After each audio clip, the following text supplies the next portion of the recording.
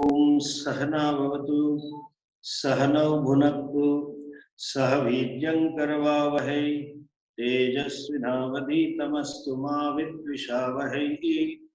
Om Shanti Shanti Shanti. Ishvaro Gururatmeti Murti Bheda Vibhagine Vyomavad Vyapta Dehaya Dakshinamurtaye Namaha. अज्ञानतिमिरान्धस्य ज्ञानाञ्जनशलाकया चक्षुरुन्मीलितं येन तस्मै श्रीगुरवे नमः।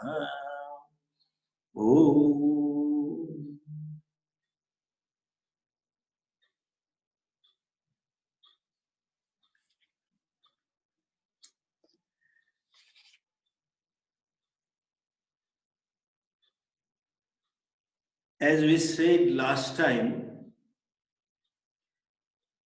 we are blessed with intellect. And so, we need to live intelligently. Living intelligently means choosing intelligently. We are gifted with the faculty of choice, and you have no choice in exercising choice. It starts from waking up onwards. Should I or not? Should I do this or not? Should I eat this or not? Wear this or not? Small things and little big thing also. Should I marry to this person or not? Should I do this business or not? Should I take my career to this direction or not? No choice. And you have no choice in responding to given situation also. Life is nothing but series of interaction with the world outside. Some initiated by an individual, and some you meet with the situation and you are expected to respond. In both types of initiatives and response, our choices should be guided by intelligence, our cognitive wisdom. And what is intelligent choice? As I said last time, you have to respond maturely. You have to choose maturely.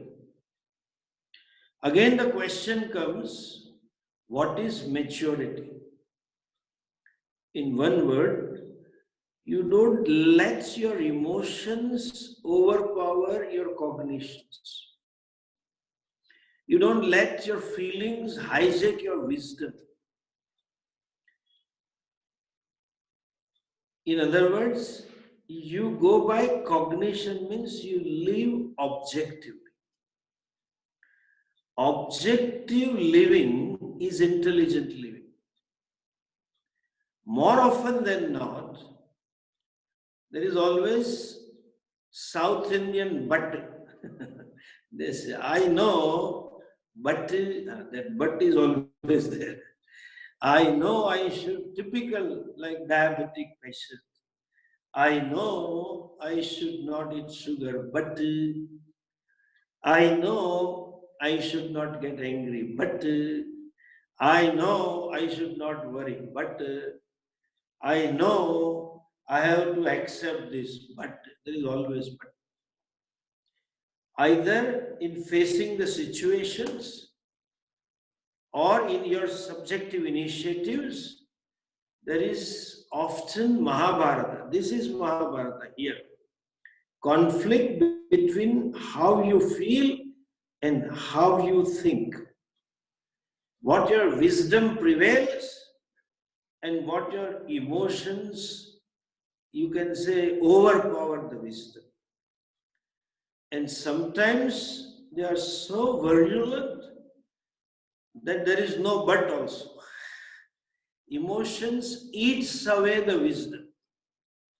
It's not ready to listen. Classic example is our Ramayana. twice. When Sitaji tells to Rama, please get this deer, how nice it would be if we have this as a pet in our Antapuram, exclusive. We will have, nobody has this. And if you can't get it, kill it and bring the Mrugacharma, the skin, we will sit on its skin, it will be unique asana. That time Lakshmana tells, Rama, I guess, was a wise husband. He knew if I tell, she will not listen because emotion was there. So he called Lakshmana and said, Lakshmana, look this deer. And then she said, Lakshmana tells, there cannot be such deer on the earth. If it were there, our Guru must have taught us. And Rama never said it was, Guru did not know it was out of syllabus or something like modern student. He said, Guru must have taught us or informed us about it, talked to us. If not Guru, our elders must have told. It is not. And there is a concluding, he says, Maricham Nishchayam Manye Enam Mruga. I am sure this is Maya Mruga. This is Maricha, the demon. Emotions, not ready to listen. Initiative of the self. Certain situations when you have no choice to deal with the world, even Swamis have to deal with the world. Then certain overpowering situations. There are always vulnerable areas where emotions overpower the cognition. Not to let them and just be objective. I don't mean that one should not have emotions. Please don't misunderstand. In fact, objective person is more sensitive and more subtle and more compassionate. He or she has emotions and will naturally have emotions, but it will be within his will, within the boundaries of his cognition, wisdom. And here, how to be objective? One can be pragmatic. Like anyone else, some people I see they are fairly pragmatic and objective. Like some of the share market brokers I have seen, they tell us today, Swamiji, I lost so much and all that. Oh, so many lakhs. It goes on. It's always there. Sometimes we gain, sometimes we lose. They're pragmatic. They're objective, but that objectivity comes only to few areas. There is a role of bhakti. When you live in the awareness of Ishvara, you learn to be objective. That is a purpose of bhakti, primary purpose. Though they say that through bhakti you get Ishvara and then you merge in Ishvara, and that's okay. There is some truth in those statements, but we have talked in detail about Karma Yoga. There cannot be secular Karma Yoga. Karma Yoga means yoga of attitude, performing action in the awareness of Ishvara. When you are in the awareness of Ishvara, you can accept the karma phala as prasadam, and you can perform the karma as an offering to Ishvara. Last time I told you the story, the so-called Bhakti Yoga and so-called Karma Yoga. There is a big confusion all over India, among Swamis also. 4 paths, Karma Yoga, Bhakti Yoga, Gnana Yoga, Hatha Yoga, etc. These two are not separate. Karma Yoga and Bhakti Yoga are one thing. Because you cannot be Karma Yogi unless you offer it to Ishvara. Gita ji Bhagavan 3-4 times mentions Swakarmana tam abhyarcha siddhim vindati man. Yoginah karma kurvati. So many shlokas are there. performing karma as an offering to Ishvara and accepting the result as a gift from Ishvara, that is a karma. That is called prasad buddhi.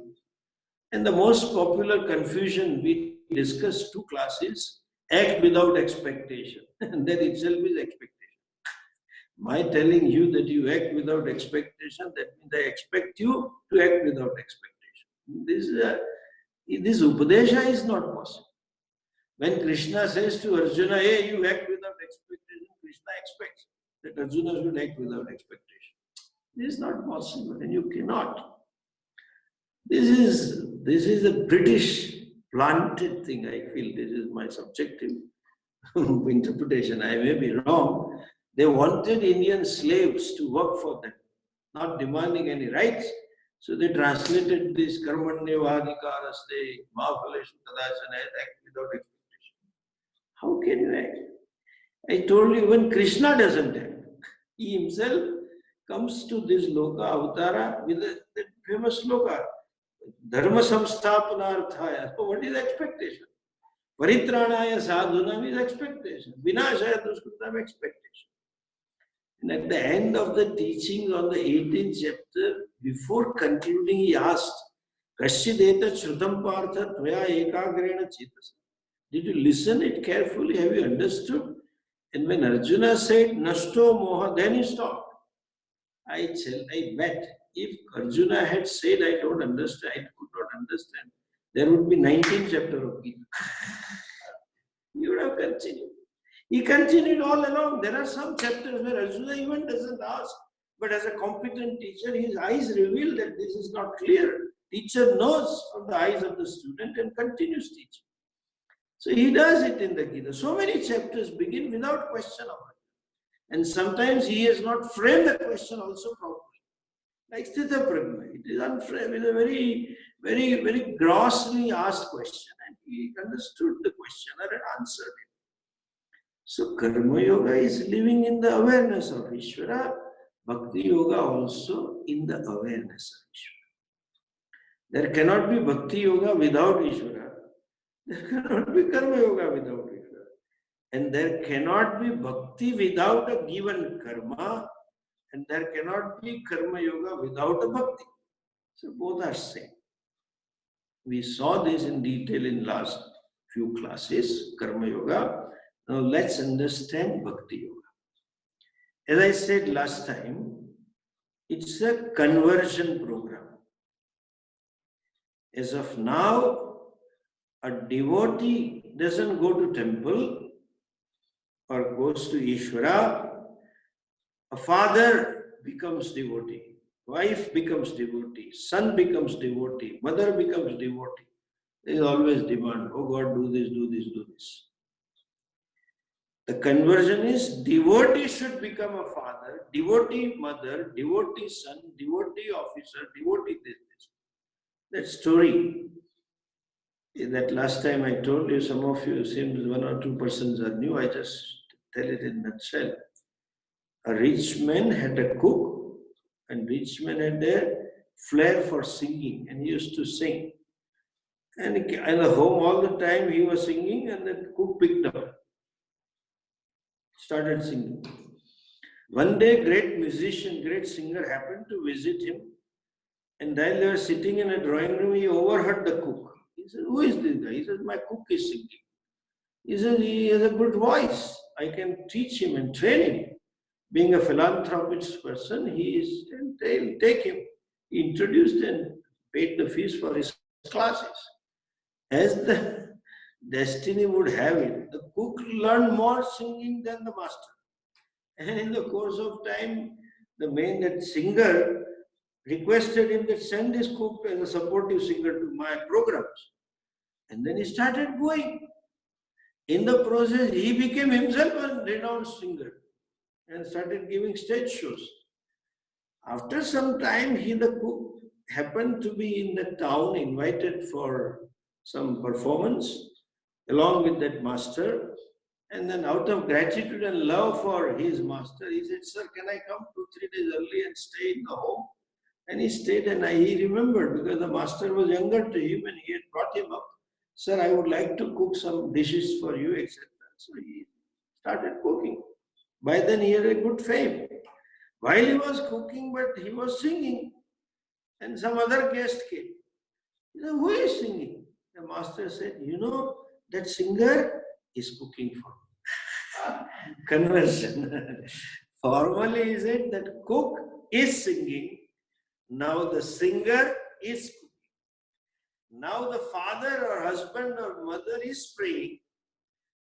Later on, when I go to temple or God, etc., father becomes a devotee, mother becomes a devotee, son becomes a devotee, husband or wife becomes a devotee. So whenever you go to temple, you keep seeking, oh Bhagavan, do something for my business, do something for my career, do something for my economy, do something for her nature, do something for my daughter, blah, blah, blah. Husband, wife, etc. is devotee. That is spasmodic devotee. Later on, devotee plays the role of a father. Devotee plays the role of husband or wife. Devotee plays the role of a businessman. That is singer cooking. For that, this is the richness. This is the beauty. This is the gift of Hindu culture. We are gifted. We are blessed. It is so intertwined in our cultural forms, what we call as bhakti. Our rishis have given a set of karma. Those karmas, what we popularly call as bhakti. Actually, whether doing puja or doing bhajan kirtan or doing yatra or chanting mantra or stutra or doing dhanam, these are all listening to katha, all this is called bhakti. The gift is, we have, this is only in the culture, we have something called Bhagavat Pujan. I will not call it Murti Puja. This is again narrative created by them and we have bought it. They say Hindus worship many gods. Hindus worship idols. Out of this confusion, this thinking, they destroyed our temples. And nobody told them this fact that we are not idol worshippers. When I went to Israel in 2009 or something, I had to deal with this. I told this rabbinate, if we are idol worshipper, whole world is idol worship, including you and all other Abrahamic religion. And if you are not, we are more not than you. And I was leading the scholars group also. I gave pramanas. Our Bhagavan is formless. Please understand what is called, popularly called many gods and idol worshippers. Then I will deal with bhakti. Expression of any emotion requires forms. Relating to anything requires form. Expression of love, for that matter. Hugging a person, touching a person, or blessing a person, whatever you do, depending upon the relationship, is a form. Even language is a form. The tone is a form. The body language, non-verbal communication, as they call it, is a form. To express love or anger or frustration or compassion or care, you need a form.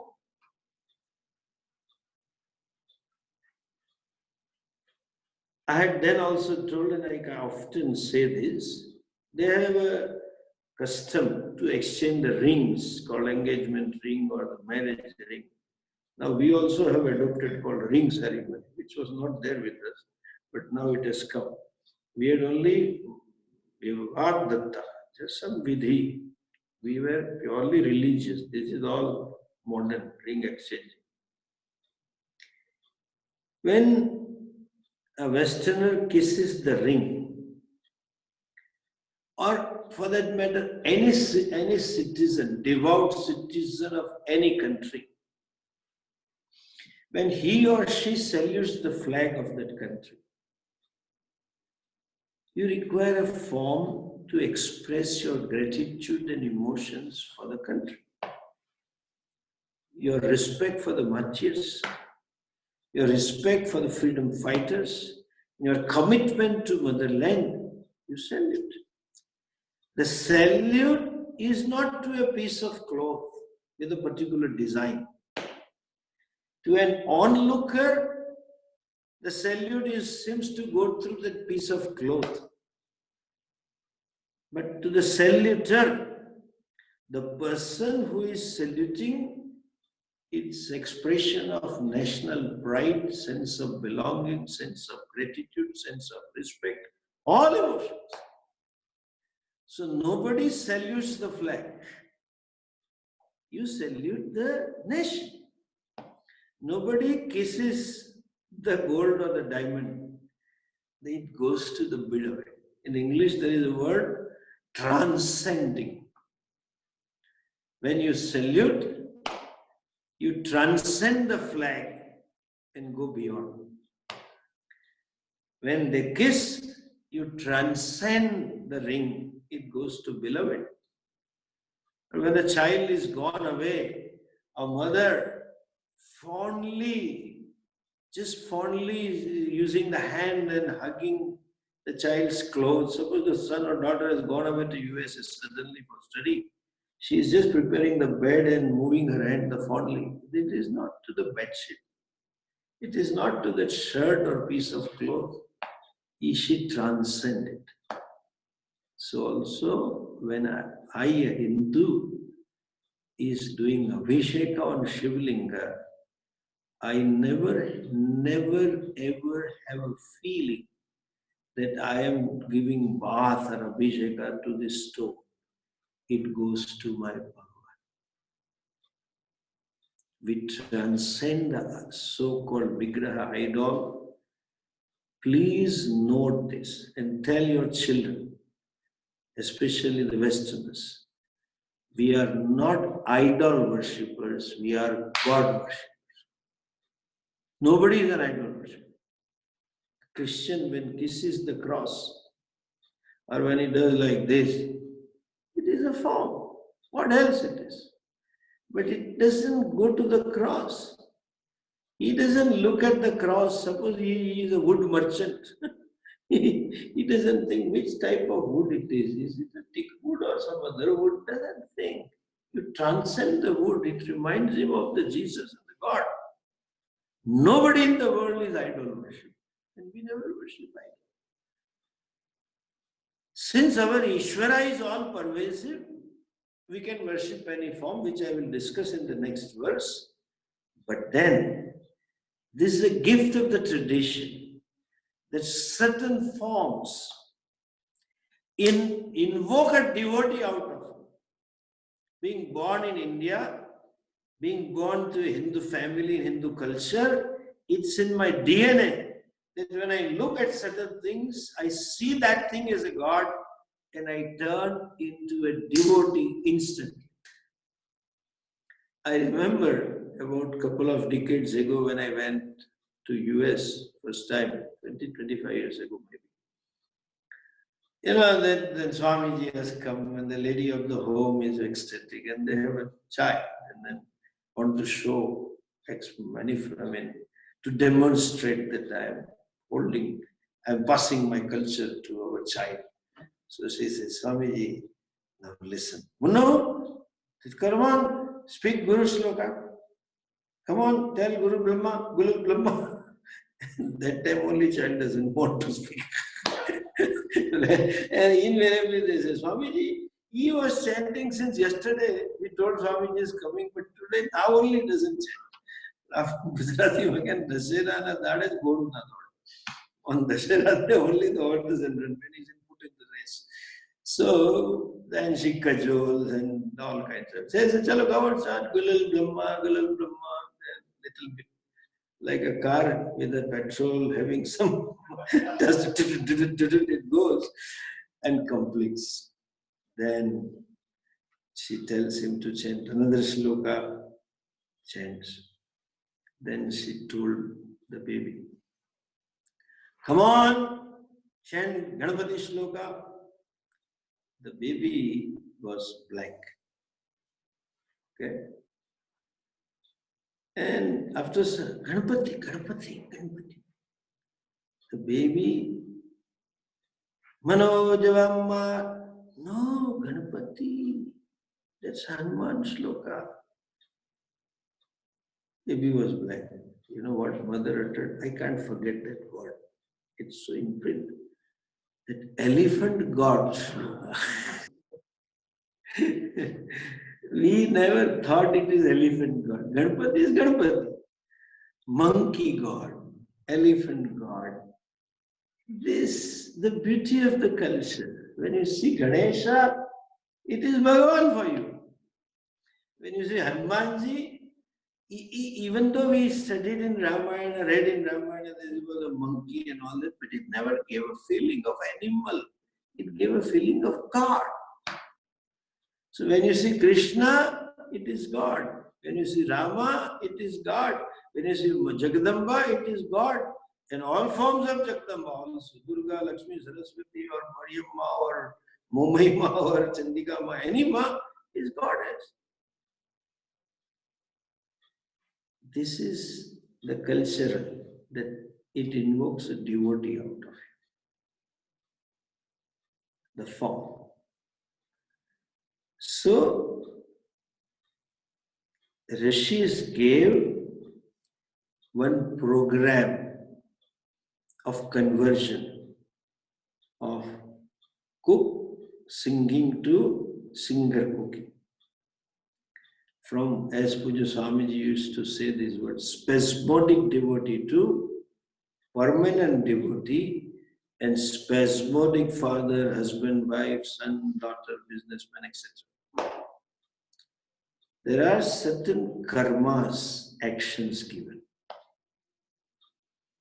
Kayika karma, vachika karma, and manasa karma. These karma help you to be in the awareness of Ishvara, to develop a devotee out of it. And when I live in the awareness of Ishvara more and more, then I become permanent devotee.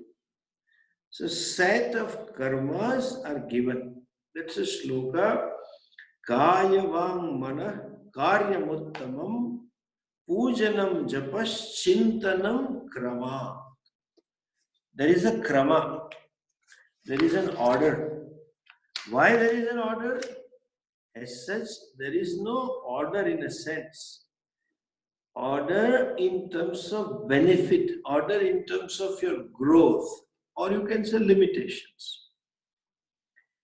By the way, these are the karmas which are natural expression of a person who has a bhakti. Let us again remind ourselves what is bhakti. I have told you earlier also, bhakti is not an action, it is an attitude. Bhakti is an attitude, either you force it on yourself and then fake it and make it, or an attitude that is born out of certain understanding or certain emotions. Naradji defines it, the great Acharya of Bhakti Sampradaya, Parama Prema Swarupa. Bhakti means total love, abundant or infinite love for Ishvara. And when there is a love, there is surrender. People say surrender is bhakti. Jumbo words people use. Surrender your ego and surrender the, it doesn't happen that. And you have to communicate. But which hardly people give slogans and they buy it also. Like a mother, she has a love for the baby. She is totally surrendered physically, psychologically, in any which way. A devout wife or husband, when they love, there is a surrender. But bhakti is primarily love. And what is the parakashta of love? The ultimate love. That is total love, as you say, that is discovering Lord as the self. That Parama Prema Swarupa Ananya Swarupachi. When you discover the Lord as yourself, non-separate from you. That's a total love. Now, when one has discovered that, how does the love will express? Love is an emotion. And expression in which form? Like greeting somebody on his or her birthday is an emotion. The Western culture or modern culture, we also have, you give a bouquet. That's an expression of your greetings. Or you give a gift. That's an expression of your love or the degree of relationship. Costly gift you may buy because if he is a close friend, and if it's just a formal relation, you may buy something and just give. So, when there is a love for the God, it will express as puja, it will express as yatra, it will express as chanting, it will express as dancing, it will express as so-called meditation, naturally. And we have a classic example of Chaitanya Mahaprabhu. When the love was so much that he couldn't contain it to himself and used to dance for Ishvara. Our common day-to-day expression of relaxation or expression of love is what? Bathroom singing. People sing when they are alone in the home, when the partner has gone away. And nowadays, because of the TV, etc., we sing less. But in those days, when they were radio, they start singing. That's an expression. We have kaika karmas, physical action. What is this physical action? When I say kaika karma, means it certainly involves sense organs. It certainly involves the mind, but predominantly physical. When you have to do something, when there is a rajoguna so much, the person is so restless, needs some activity to do. All these activities are focused on Ishvara, then it becomes a bhakti. Physically, there are four things we have. Popularly, we know this. Rituals, yajna, involves lot of physical activity. And there are a lot of supports, what I would call it scaffoldings, to keep your attention towards this Ishvara, to keep your mind focused on Ishvara. And when you are connected to Ishvara, you become devotee. Another unique thing in our culture is yatra, not tourism. We never knew tourism. As the children, our vacation used to be only to either mama gar, mama and uncles, both paternal, maternal uncle, or Tirth Yatra. That was all travel used to be. We never thought that we'll go to Bombay and see a movie and all that. The parents always used to take around. This is modern tourism. Yatra and then Shodash Upachara Sri Vigraha Puja. Now let's come to this bhakti and then Kaikam. These are all Kaika karmas. Vachika karma is either you chant Vedic suttas where swaras are involved and memory is involved and then certain physical gestures are involved. Or you do smarta patha, chanting Vishnu Sahasranam or some stotra patha or some arti or something you do. It also involves partially Indriyakam, but partially Kaika also, listening to kathas of Ishwar, Bhagavad kathas. And lastly, doing bhajan, kirtanam, this is all Indrika, Vachika karma.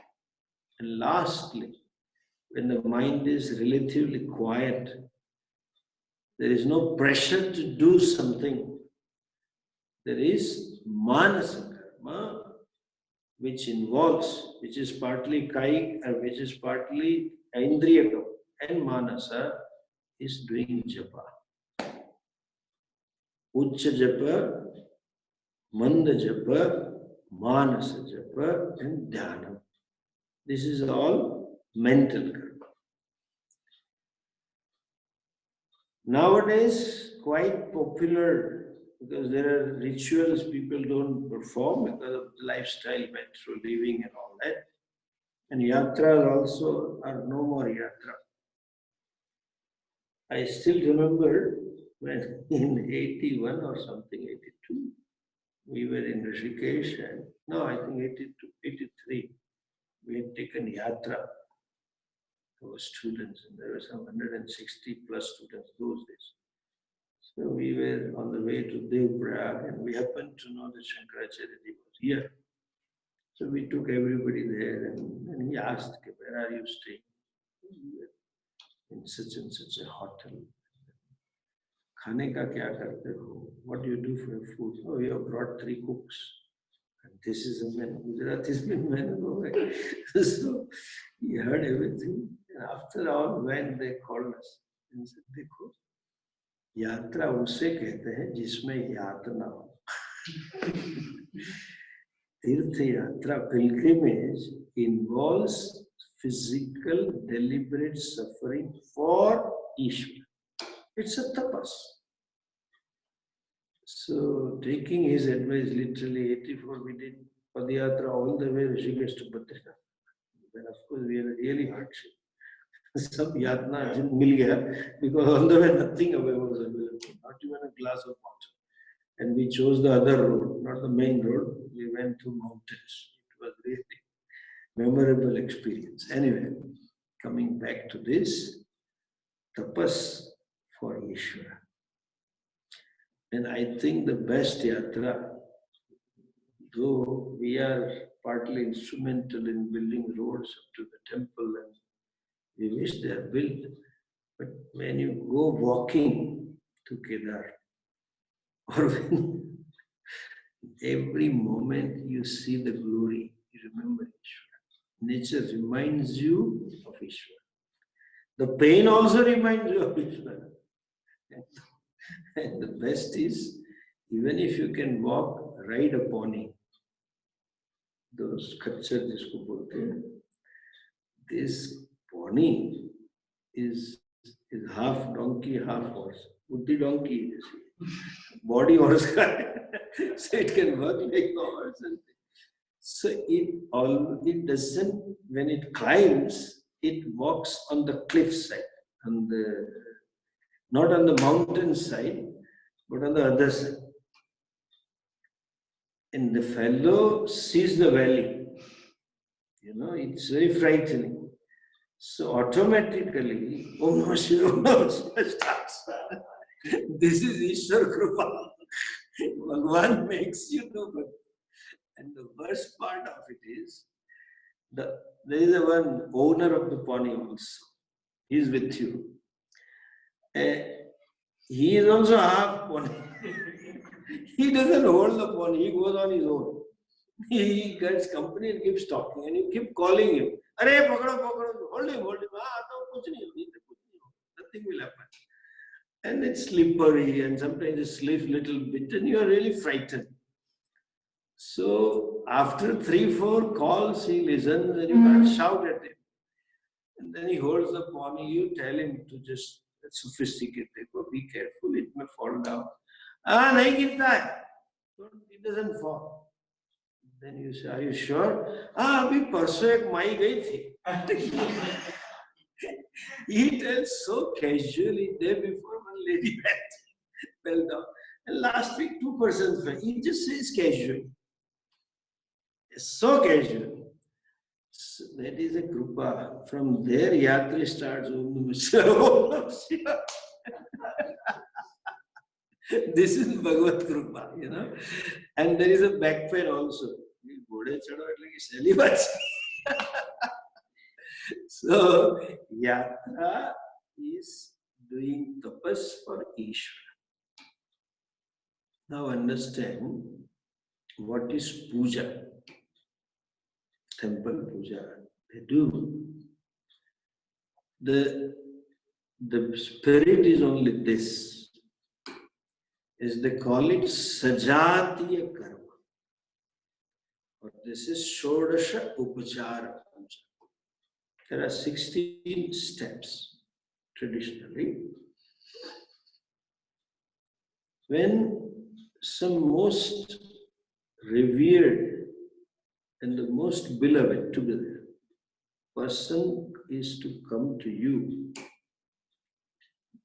what do you do for that person? You do it for Ishvara.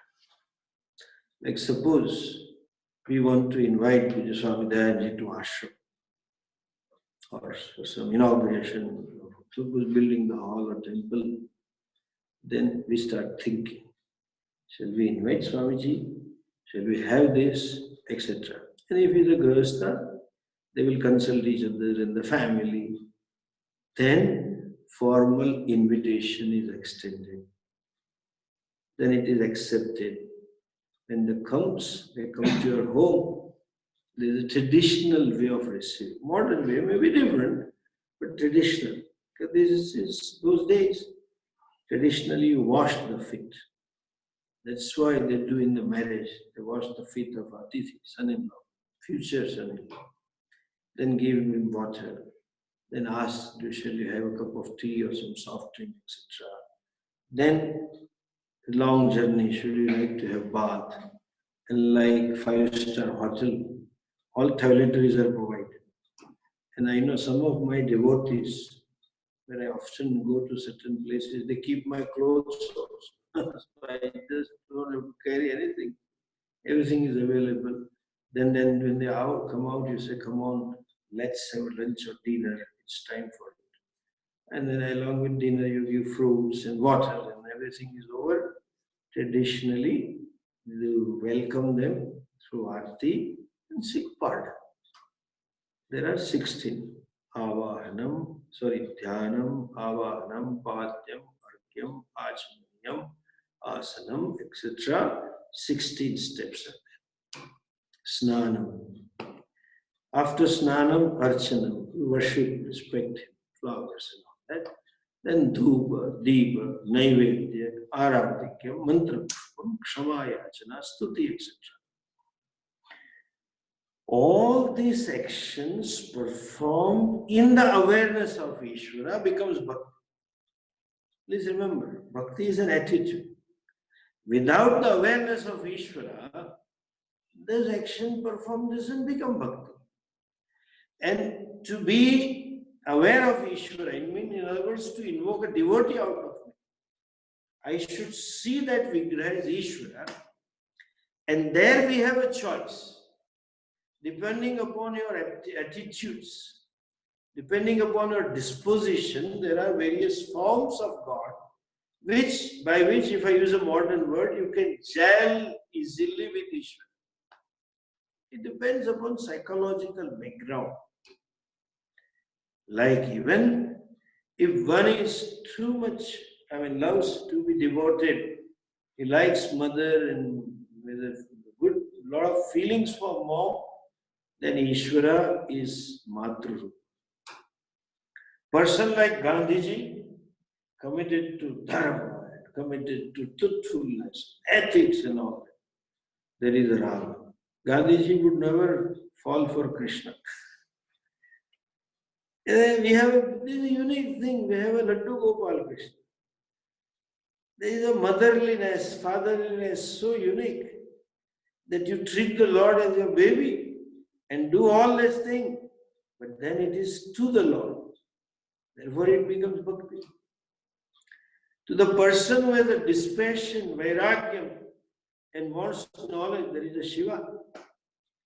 So various forms, to some extent, personifying one value or attitudes are there. And that which invokes a devotee out of me, you can choose that form. There is freedom. This is again another problem, a human problem. Bhagavan doesn't have a problem. My God is bigger and your God is smaller. Therefore, you see the stories in Ramayana that Bhagavan Shankara tells, ditches Parvati, you doubted my Bhagavan Rama. Rama is my Ishtadev. There's a mention, story there.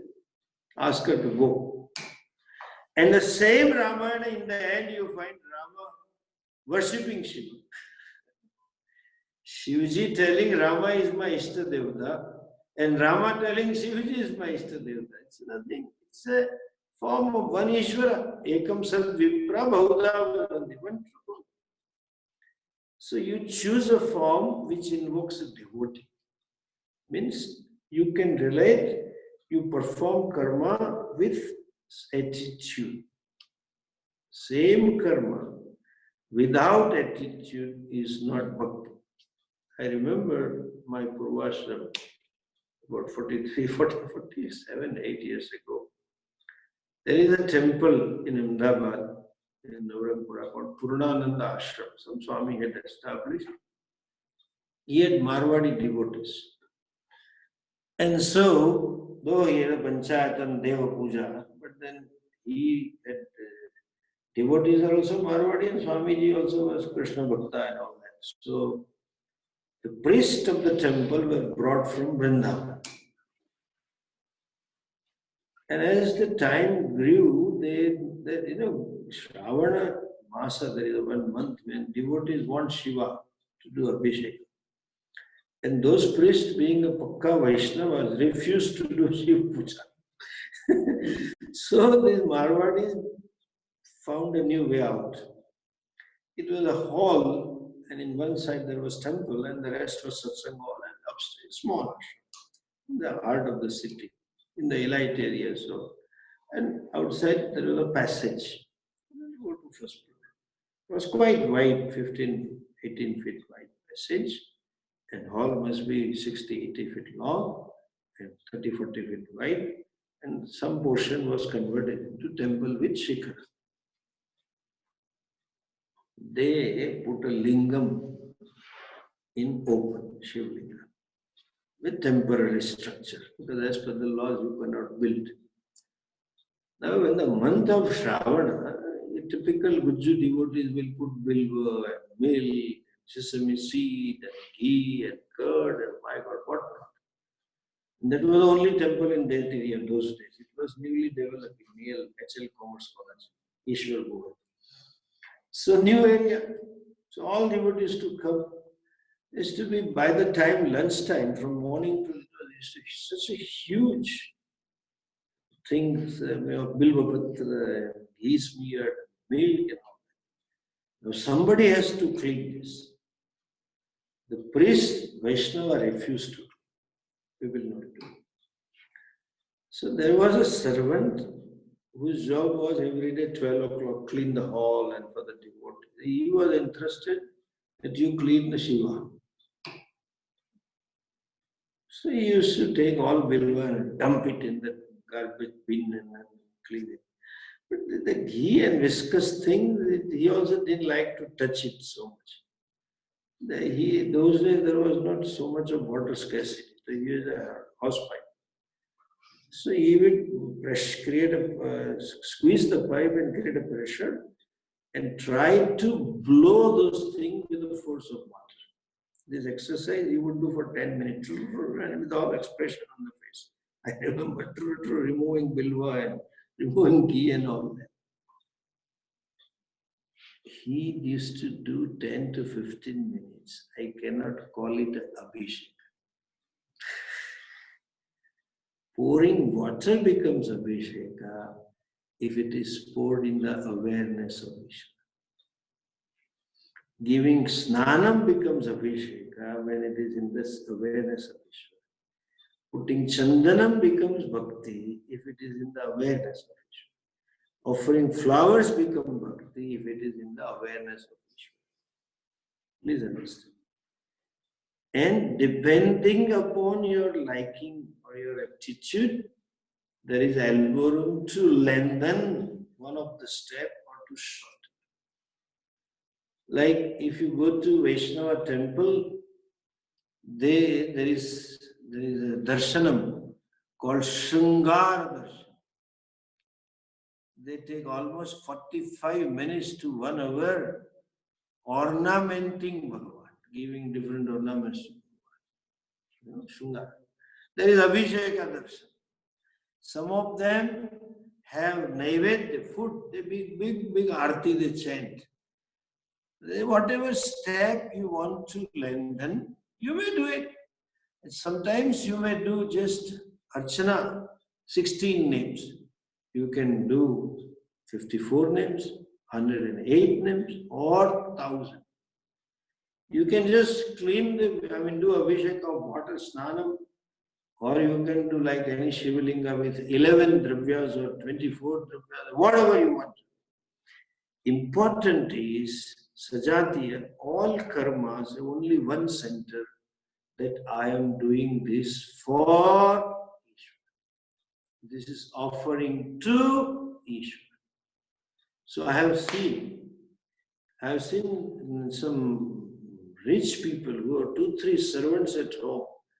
But when the puja is to be done, the chandanam is to be prepared, they will do it themselves. When puja room is to be clean, the lady of the home will get the whole house clean through servants. But that she does it for herself, by herself.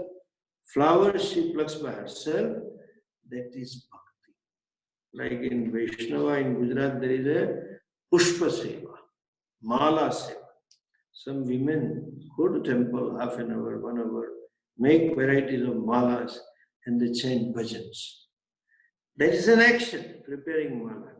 That lady is also making mala, and the person who sells flowers outside the temple also does mala. But he does to make money, she does to please it to the Lord. This becomes bhakti, that becomes a secular karma. Please understand. Karma is same. Cooking is a karma. One can cook to feel good and have a good taste. And a typical Satyanarayana Puja Prasad cooking, that becomes bhakti because it is done for cooking, dressing, bathing, or offering flowers. Anything you do, if you do in the awareness of Ishvara, it is bhakti. Traditionally, these are the karmas which are expression of bhakti. They are in a secondary sense called as bhakti because it aids, it helps you to become bhakti. That itself by themselves is not a bhakti. As I said, Abhisheka by that servant is not a bhakti. Making mala is not a bhakti. Making prasada laddus, there are always sweet shops outside the temple. They make it also. That's not a bhakti. But when the lady of the home makes something, especially Satyanarayana or other regular, that's a bhakti. Action remaining same, performed for Ishvara becomes bhakti. And this set of karmas like puja, yatra, etc., they are performed keeping in mind the Ishvara, in the awareness of Ishvara. They are called as bhakti in secondary sense. But please understand, again, all this karma without the backing, if not backed by this attitude of bhakti, it doesn't become bhakti.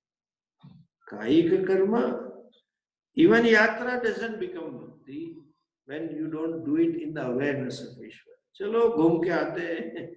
We go for a long ride or vacation weekend and long drive and go. That doesn't become bhakti. So yajna also doesn't become bhakti because I mean, pardon me for saying I'm not. It's generalizing, but I've seen some of the brahmanas performing yajnas for dakshina only. And a devotee performing yajna for his inner growth becomes bhakti. So, kayika karma, then certain vachika karmas are there, japa, etc. And then there is a dhyana. We should discuss the dhyana in this vachika karma in the next class. Please note now itself, meditation is not dhyana.